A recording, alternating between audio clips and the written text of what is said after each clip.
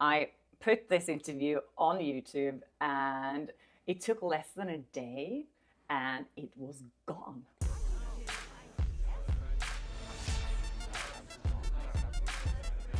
Hi and welcome to FlaawsomeTalk. I'm Kjersti Flaa. I'm an entertainment reporter and this is my man Magnus, who's also an entertainment reporter. He's been in the industry for how long, Magnus? I think 130 years.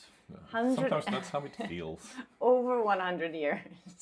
He's just like, you're like a encyclopedia for entertainment, I think, Hardly. and for movies, celebrities. You know everything.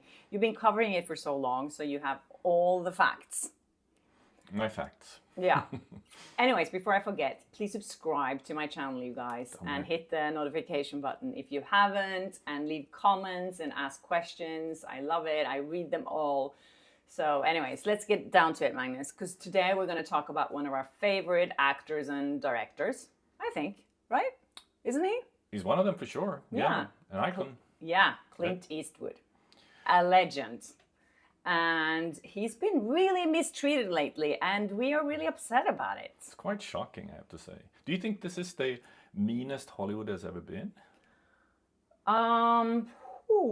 I don't know. They've been pretty mean throughout the years. But what makes me feel so upset about this is because Clint Eastwood is 94 years old. And I think when you treat a man of that magnitude and a legend like that with so much disrespect, that makes me really upset. Yeah, it's amazing. You know, imagine what they can do to other people when they treat one of their own that way. Yeah. So he just directed a new movie called Juror #2, and we watched it last night. Yep. And we really liked it. It was good. Yeah, it was good. It is a court drama, and it has, It has a very interesting moral dilemma. Yeah. And that sort of stays with you after, and it creates discussion. And yeah. And I think it was a perfect length. It wasn't too long. We weren't. Fast-paced. Yeah, and there are big talents in the movie. You have Nicholas Hoult, J.K. Simmons. J.K. Simmons, Toni Collette. Kiefer Sutherland. Yeah, there's lots of big names attached to it as well, and it's I really enjoyed watching it. Mm-hmm. So here's the thing. You didn't. It's playing in theaters right now, unless it's already taken down today. But you didn't even know it was, right? No, I didn't. I hadn't heard about the movie, and I mean, we are like in this business. You talk to people all the time. You read the news, but I hadn't even read about the film. Yeah. Why? Yeah. They didn't believe in it, so they just, they sort of pushed it out and forgot about it and didn't back it up with any marketing. And then they had a premiere. And apparently, according to reports, Eastwood was so upset about the way it was treated that he didn't show up. So he boycotted his own premiere. Mm-hmm. Why, Magnus? Well, Warner Brothers, they have since 2 years they have a new boss, David Zaslav, and apparently when he came in, he was a big cost cutter, and Why would they greenlit a movie that they weren't interested in making? I don't get that. Well, Clint Eastwood has been sort of, the rainmaker. I mean, this is a guy that has made movies for them since 1971. How many movies did he make for Warner? 46, I think, and made $9 billion for them, won Oscars, won every award there is, and gave them critical acclaim. And he was delivering. He was on time and never over budget. And I think there's something more to this. I think there's like something political more here. than financial, you mean? Yeah, because I know that Clint Eastwood has been kind of a thorn in their eye a little bit before, because he's been very outspoken about his political views in Hollywood. An outspoken Republican, you mean? Yeah. And I remember when I interviewed him for the 1517 to Paris movie, I think it's 6 years ago now, and it was a huge controversy because I asked him about political correctness, and the studio did not like that. Just watch this clip. You mean he was being honest? Yes. About his... I'm going to show this clip. I read somewhere, I heard an interview with you saying that being politically correct is ruining the entertainment industry or something like that. I don't know if I said that, but I said something probably similar. I think it's dull. It's, nobody's enjoying.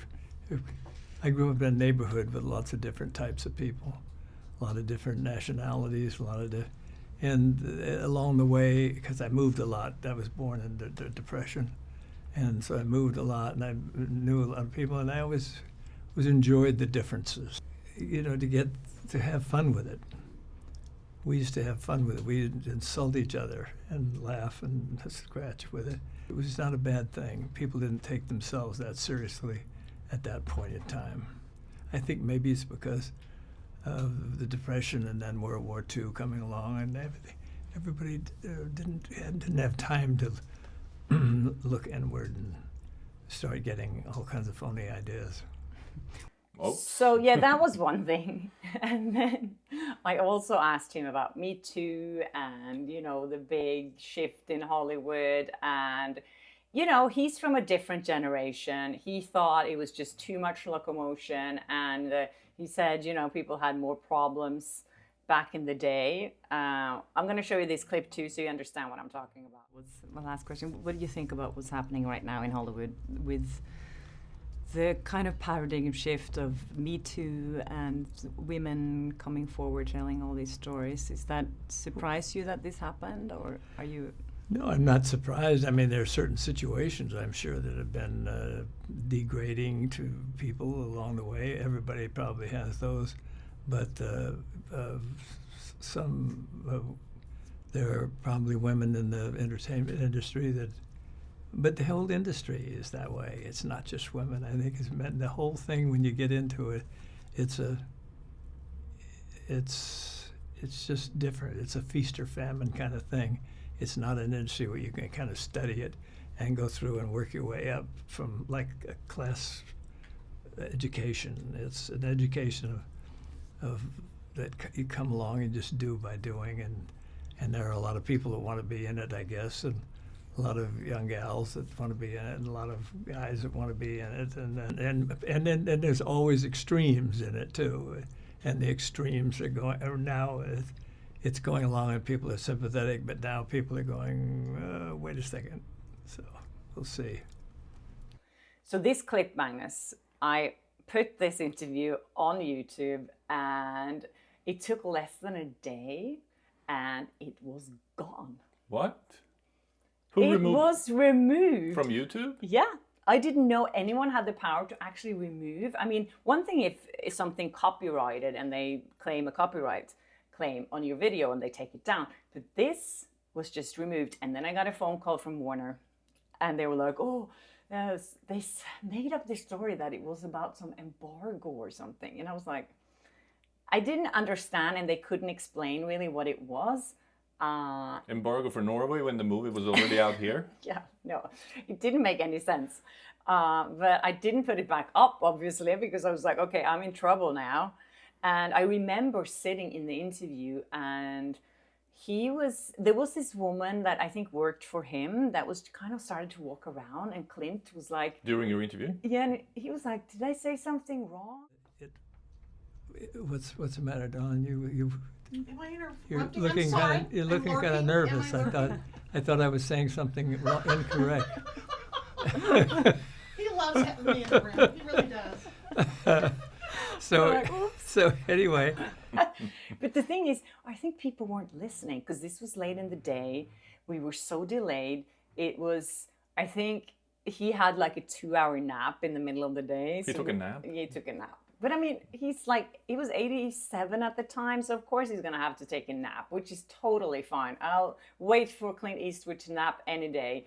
So I think everyone was a little tired. They didn't really listen to what he was saying. And, they did not like that. And that's why I also think that there's something here political that we don't know about. But David Zaslav is not in line with, or doesn't share his... Yeah. But I mean, how did you get a message from YouTube or anything about? No, I didn't get anything from. So it was just gone like that? Yeah, it was gone. It was removed.